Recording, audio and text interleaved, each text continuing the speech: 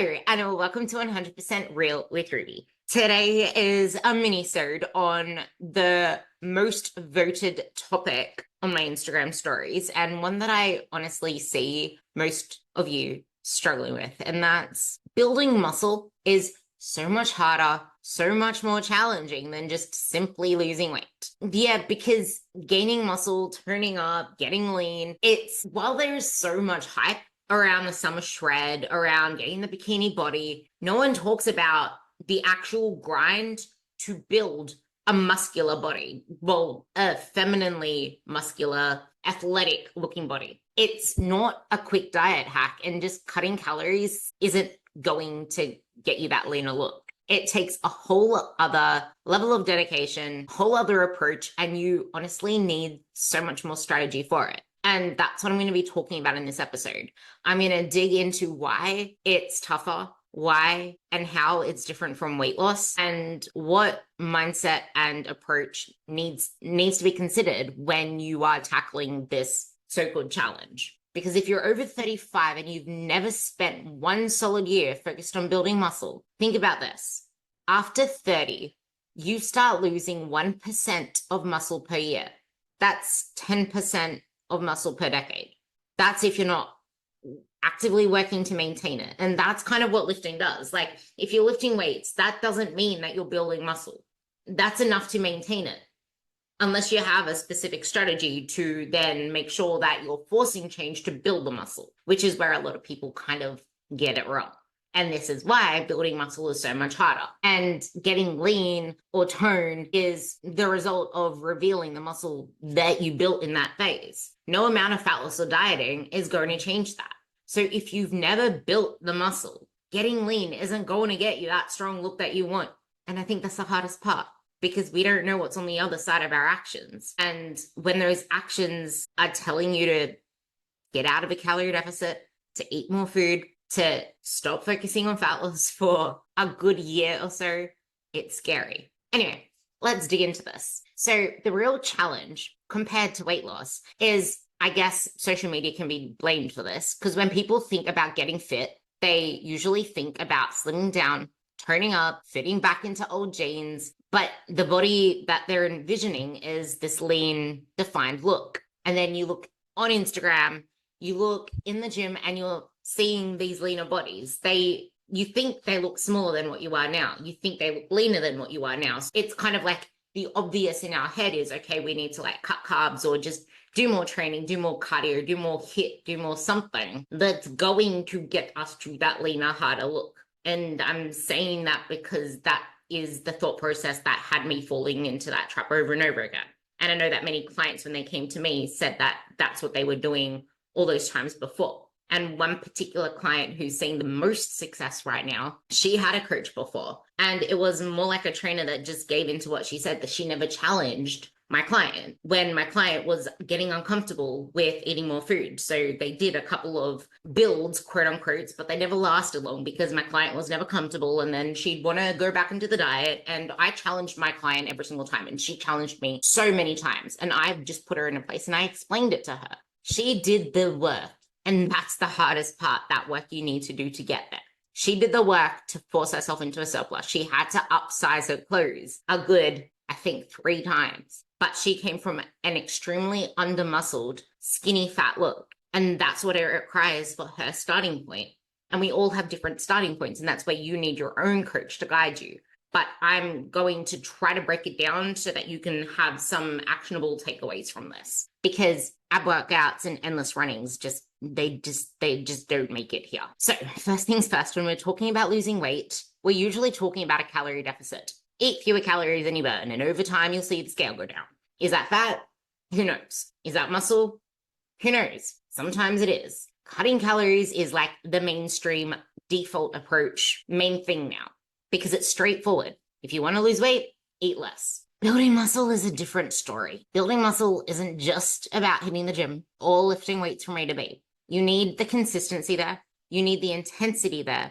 You need effective programming with effective sets and effective reps. If you have a coach, please film yourself and send those to your coach. Something I think is highly valuable, which I wish everyone did, is when you have a new program, spend the first 2 weeks picking a couple of exercises from every single day and filming those, and then film different ones the next week, just so your coach can see how you're lifting those weights and if you're doing those exercises properly. Then once you've pretty much learnt those exercises, then you don't need to film them as much anymore. That is usually the biggest thing that holds a lot of people back, but there are different things that you can also see in those videos, such as the last couple of reps. I thought I was actually pushing myself really hard, but the speed of those reps actually looked the same. They didn't slow down. Whereas if the last couple of reps, you're seeing yourself shake, you're seeing yourself almost fail the last rep, maybe even taking 3 times as long to complete it, like 10 seconds of a rep, exaggerating, but I've been there, done that many times, and that kind of works, like if you actually aim for that. Or even half reps, because you're grinding it so hard and you just literally fail the rep. That's what we want with intensity. It doesn't have to be every single session, but most of the time. You also need to be eating enough, not just protein, but enough carbs as well. Enough calories. Some people can do it in high end of maintenance, but once you've been doing it in high end of maintenance for a while, you might actually need to bump it up to a slight surplus. It's just that most people think that you need a bigger surplus than what you actually need, or when there's no diet attached, when there's no fat loss attached, they're not as precise or as mindful or as accountable to their nutrition as they were in a fat loss phase. They don't take the nutrition element as seriously, which I think is a huge detriment. Sadly, the most common one. I've had clients admit that as well, saying, I definitely feel like I'm a lot more focused and a lot more on my mark when I'm in a fat loss phase and when there's a diet attached. I realize that now, quoted from a client. But that is usually why a lot of people don't see the muscle building that they want. And we can feel so fluffy in the process, but it's not an accurate representation of what's going on. Like, it happens many times, especially when it's summer, because you're hot and you're bothered and you feel puffy because you're holding more water, because it's hot, because your body's trying to cool down. So it's holding more and more water than usual as well. And then there's period weeks, and then there's PMS weeks. We as women, we're flooded with all of this emotional somatic stuff in amongst social media and marketing and magazines and all this stuff being pummeled at us. And then our history, dieting regimen, we have so many odds against us. No wonder we struggle. And this is why I should be able to do this on my own. Like, I'm a coach. Even I can't see myself objectively. And I don't want to have to see myself objectively. I don't want to have to second guess things. I want someone to call the shots for me so I can get my way there. It's the hardest part of all of this. Losing weight, you see faster progress and it's motivating. Instant gratification that it's working. But when you're building muscle, you don't have the instant gratification that it's working. You don't have that instant feedback loop. It's slow and you're not going to see drastic changes overnight, not in a week, not in a month. It's slow. And you can't force the muscle building process faster, because that is when you gain more fat than you should be gaining.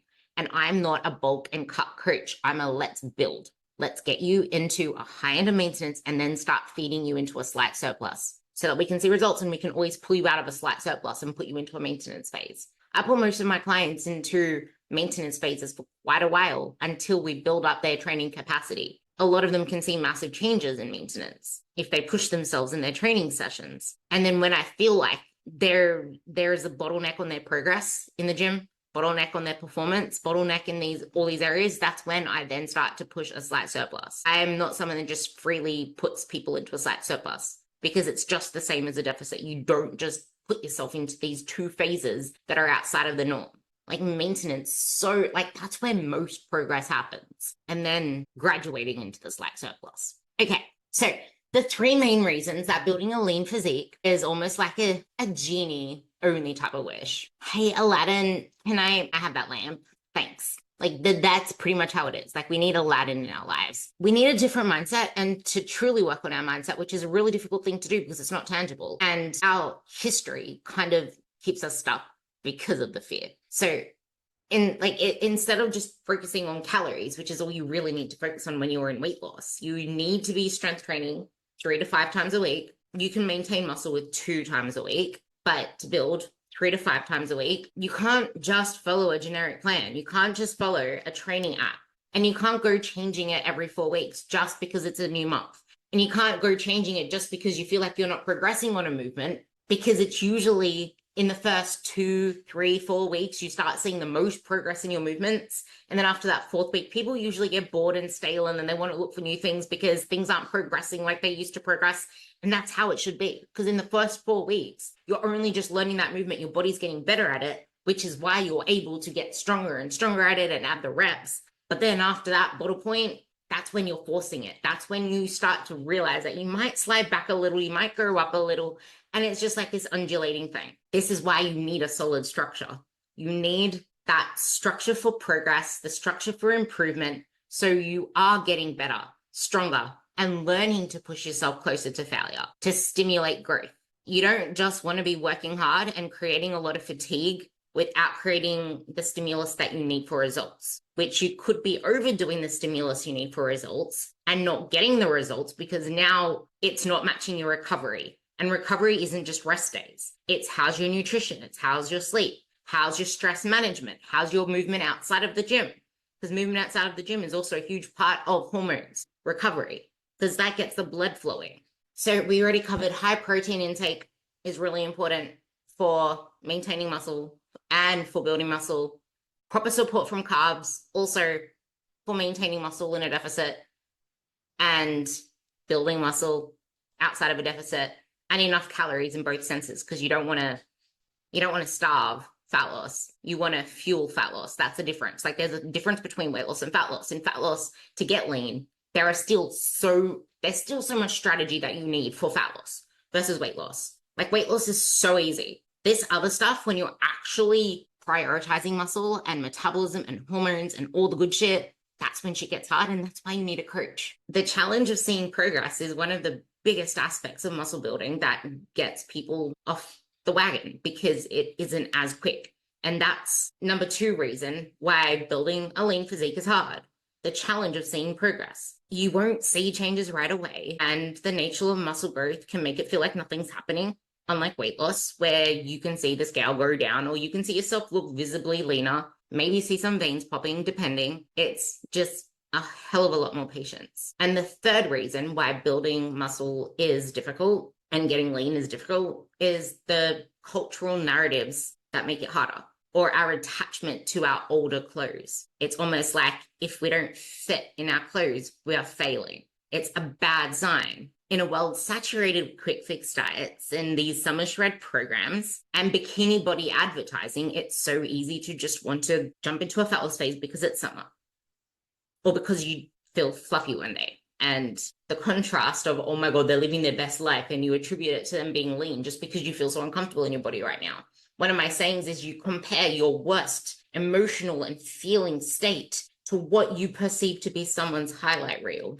And that isn't fair. You're not even comparing a Granny Smith and a red apple, the green and the red apple. You're comparing 2 different fruits. Hell, you're comparing a freaking apple with a broccoli. One's a vegetable, one's a fruit. Building muscle, it's difficult because there's a difference. And then let's just say for now that we're going to go into a fat loss phase. Like if we've built the muscle before doing the harder things. There is a difference between losing weight and losing body fat, like I said. And losing weight on the scale doesn't mean that you are maintaining muscle. Like what if you're losing muscle at the same time, which you will be losing muscle if you take a diet too long, or your protocol isn't smart. And there won't be a physique to reveal. Like I said, if you truly haven't spent time building it. I'm going to put up a blog on this as well, because one of the biggest mistakes I made is I had the patience. I gave it like 2 years. I had the patience. But in those 2 years, I was too scared to eat more food. I just played it safe. I was eating a lot, like I wasn't in a deficit, but I wasn't eating enough to see the results that I wanted to see. So then when I did a fat loss phase,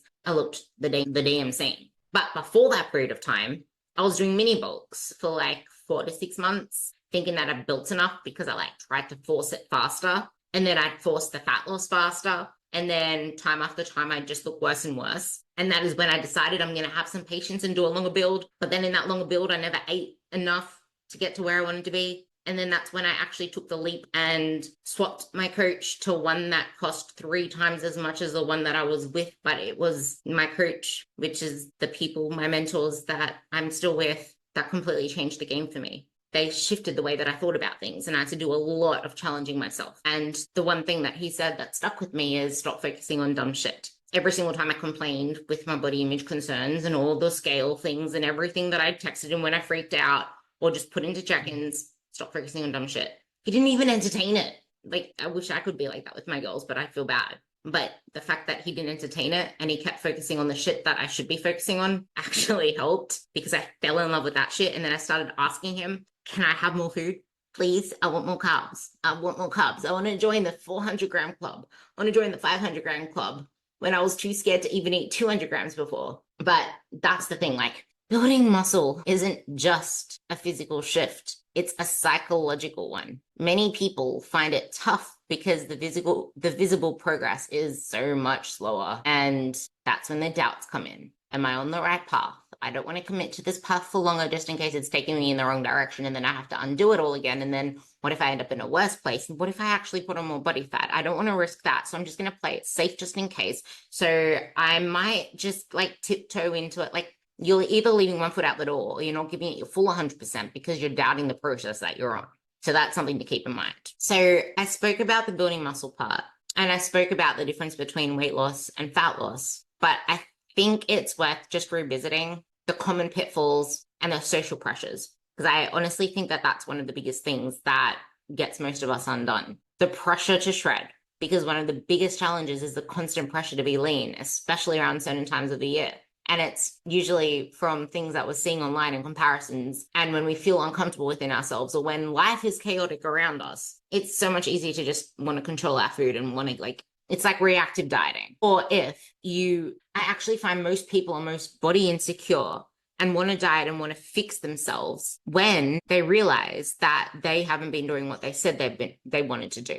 Or they've been a little loose with their food or out of control with their food, or they haven't been as consistent as they wanted to, or haven't been putting in true, honest effort into what they said they would be. So then we try to damage control or fix it by going to the other end of the pendulum and tightening it all up. But if you're working on building muscle, you have to be okay with not always seeing that instant visible change. You have to be okay with nothing changing, because that is a reality. You are never going to see things changing physically, because you see yourself every day. And it's not until you look back in time that it's like, holy freaking shit, my body has changed. And I say that from experience because I don't see my body changing all that much. I don't even see it changing at all. That's why I'm not even bothered with progress photos, because it's like, I look the same. That's demoralizing. But I love taking screenshots of myself training. And it's one of my favorite things to get clients to do and to shove it into the Team Ruby group. You have to feel uncomfortable in that discomfort, the discomfort of not seeing much changing and of going against your old narrative and using different metrics, because old metrics won't open new doors and get you new results. And everything just gets that much more messy when PMS hits, or when there is that added social pressure. But anyway, I want to give you some action steps that you can take away from this podcast. So thank you for sticking through this podcast actually used to be called Ruby Rambles, because I just felt like I was rambling to myself, because that's kind of how it started. And it was mostly for clients. And now it gets to benefit all of you. And I don't know who else is listening out there, but I appreciate you for listening. And I would appreciate it so much if you shared any of these episodes to friends, any of them at all. I have a Google form link that I'm going to link below as well if you want to put any questions through for a question and answer episode, or for a topic for me to talk about. As a summary, that building muscle is way more challenging than weight loss, not just physically, but mentally. It's the consistency, it's the patience, it's the delayed gratification, and it's having a solid, structured approach, which weight loss isn't. Like, you can just go hard, whatever, until the wheels fall off, or until you get lost, or whatever else happens down the road. So yeah, I hope this helped. What I want you to do after listening to this is to make sure that you have a structured strength training plan, not a bro split, not a let's do chest, let's do back, let's do buys, let's do legs. Have at least 2 days focused on lower body and 2 days focused on upper body. If you're doing full body, that counts as 2 days, because I've got quite a few clients on 3 days of training a week. 3 full bodies, or upper, lower, and full body, whatever they decided with me. And then I programmed accordingly. So they're good ways to structure your training. On your lifts, log not only your numbers, but how things feel, if they're challenging, if you need to fix certain things, and always reflect on your progress week to week, which is what I like doing my check-ins. Like, are there any things that you would like to improve on the following week? which if you actually take the notes through your sessions, you can like look back on the week if you can't remember and be like, I know that I need to fix this. Or if there's anything that you need help with, ask someone.